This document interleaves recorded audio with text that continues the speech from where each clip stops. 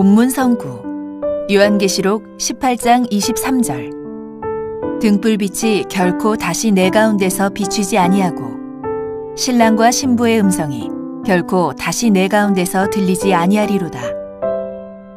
너의 상고들은 땅의 왕족들이라. 내 복수를 인하여 만국이 미혹되었도다. 한기총 소속 교단 장로교의 교리. 결혼식이 없어진다는 뜻. 신천지 예수교 증거장막 성전의 교리. 성도들이 악령에게 예배하고 기도하는 일이 없어진다는 뜻. 성도 여러분 반갑습니다. 저는 신학 강사 제슬기입니다.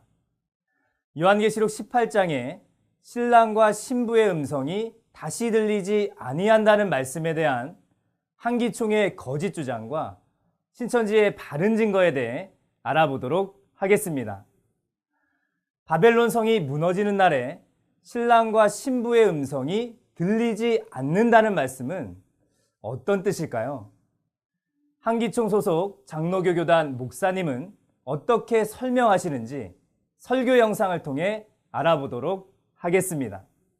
신랑과 신부의 음성이 결코 다시 내 안에서 들리지 아니하리로다. 무엇이 없느냐? 결혼식이 없어진대요. 결혼식. 이건 뭔지 아십니까? 미래가 없어진 거예요.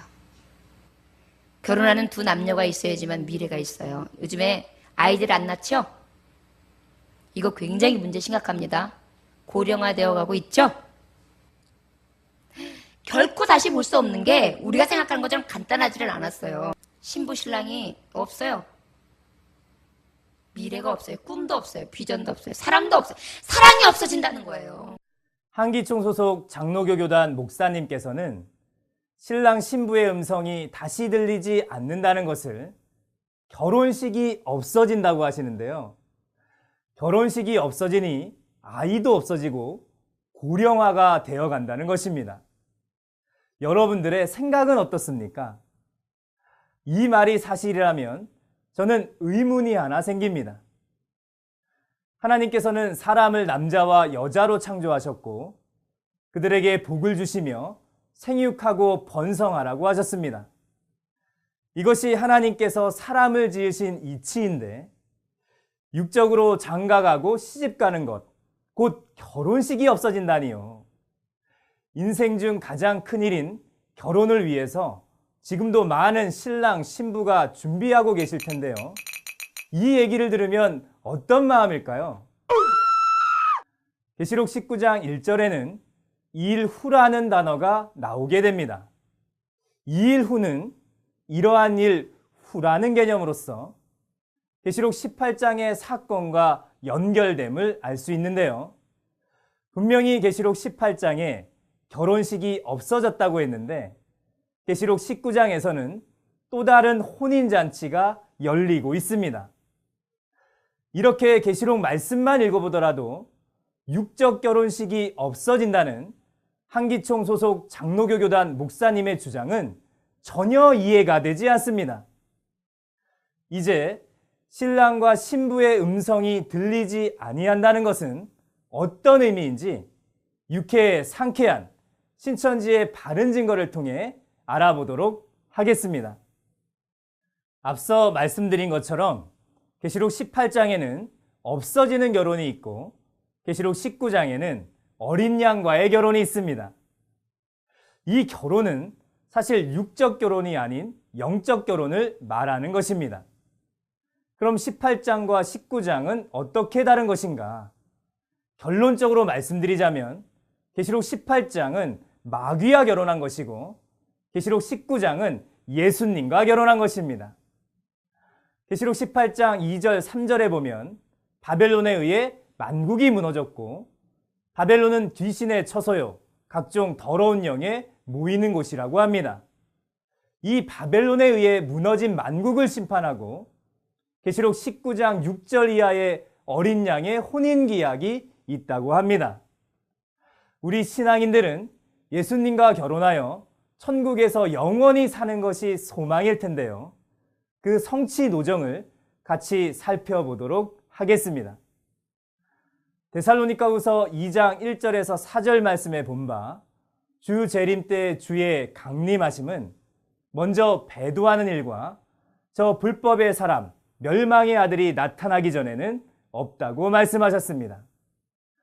그러므로 주 재림 때 있어지는 계시록의 사건은 배도, 멸망, 구원의 순리로 이루어집니다.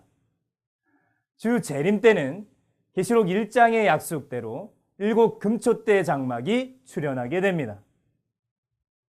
그러나 이들은 계시록 2장, 3장에 본 바 하나님과의 언약을 어겼고 이들을 회개시키고자 편지를 보내었으나 회개하지 않으므로 계시록 13장에서는 배도한 7 금초대 장막 성도들이 용해무리 멸망자들에 의해 멸망당하는 내용이 나오게 됩니다.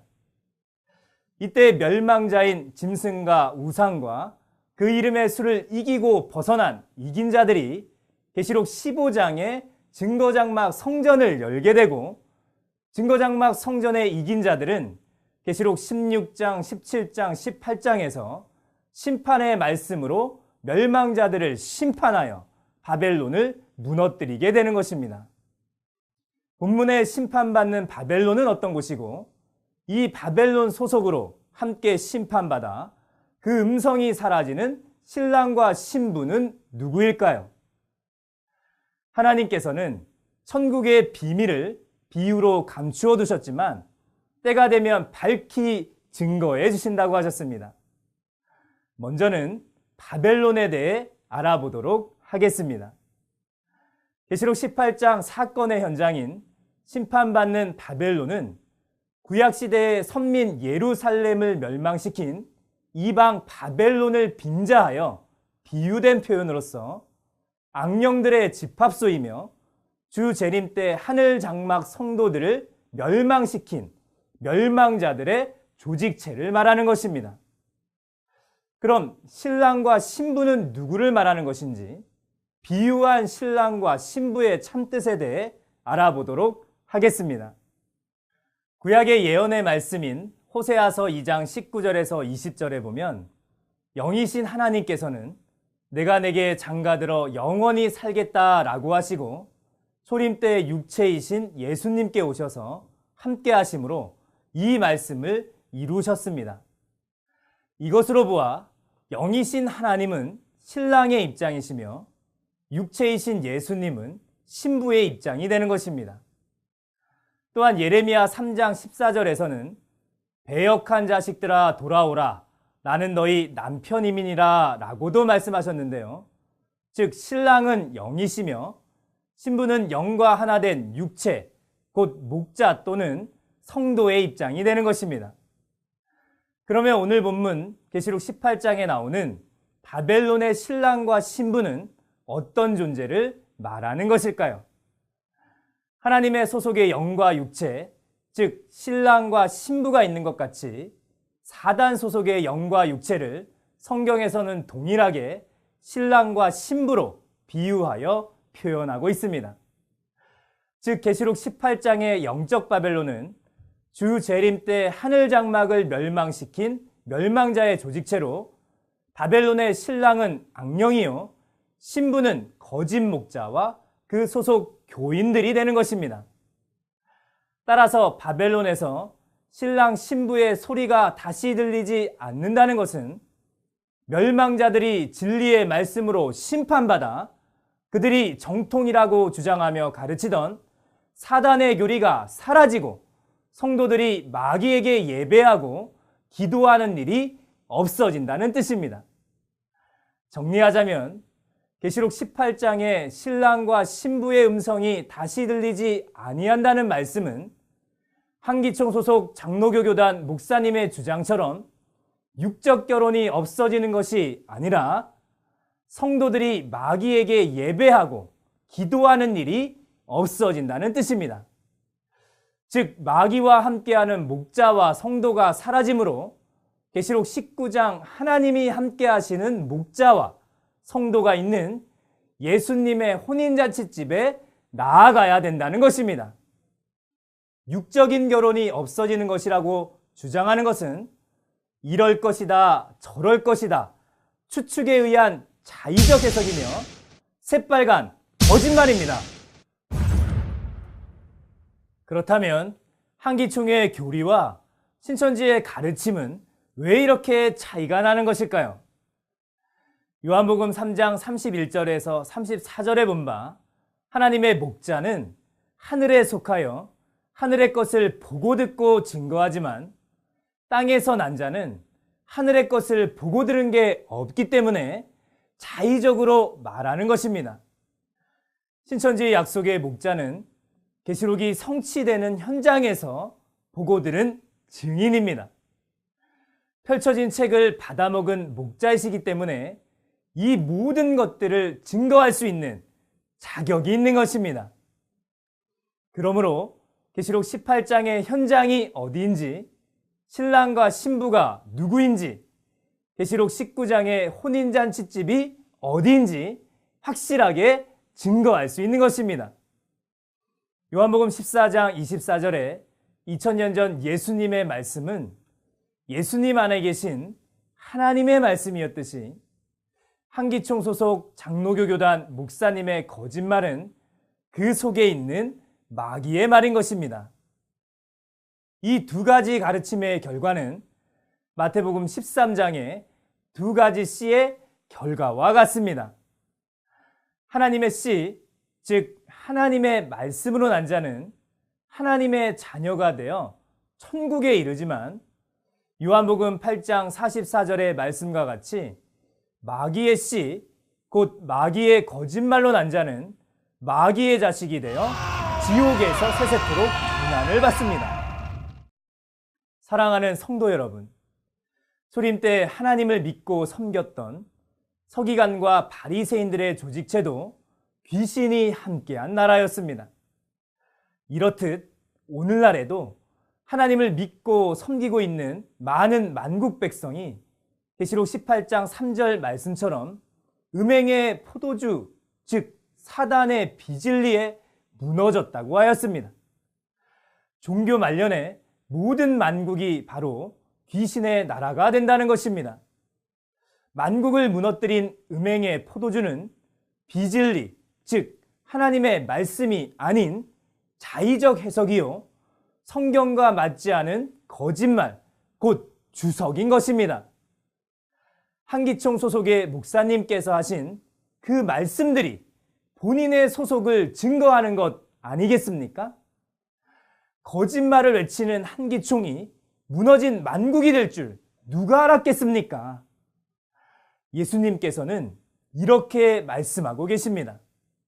내 백성아, 거기서 나와 그의 죄에 참여하지 말고 그에 받을 재앙들을 받지 말라.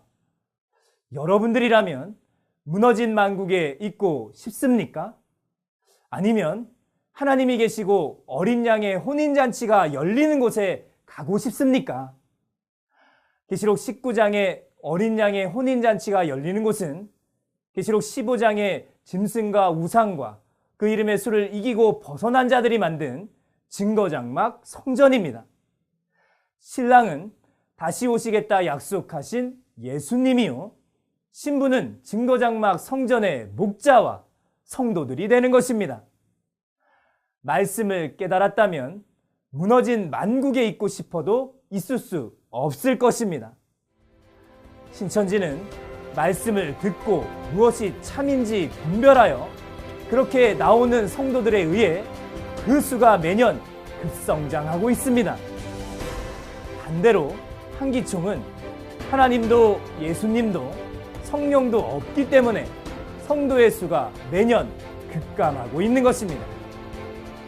무조건 덮어놓고 하는 맹목적인 신앙이 아니라 진리의 말씀을 깨달아 영원히 웃으시며 하나님과 함께 신앙하시는 성도님들 되시길 기도드리겠습니다. 감사합니다.